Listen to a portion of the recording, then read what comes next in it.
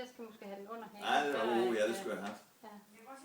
Lene Pilgaard, jeg arbejder som konsulent, og jeg har en del forskellige opgaver. Jeg arbejder med Flex, Syddjurs, Arbejdsmarkedscenter Nord, jeg arbejder med KG-samtaler, jeg arbejder med individuel coaching.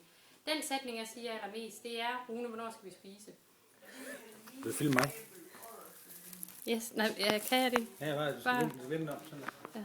Jeg hedder Lars, jeg er jobkonsulent i Aarhus, og jeg er helt syg med at finde virksomhedspraktikker til folk, så det bruger jeg al min tid på. Og nu har vi fået en opgave ude i Syddjurs, vi skal ud og finde 3 milliarder praktikpladser derude, og det glæder vi os super meget til. Den sætning, jeg siger allermest, det er, du er godt klar over, at 70% af alle jobs, de fås gennem netværk. Så Rune. Det er godt. Vi skal lige filme dit skrivebord. Typisk struktureret medarbejder. Struktureret. Orden.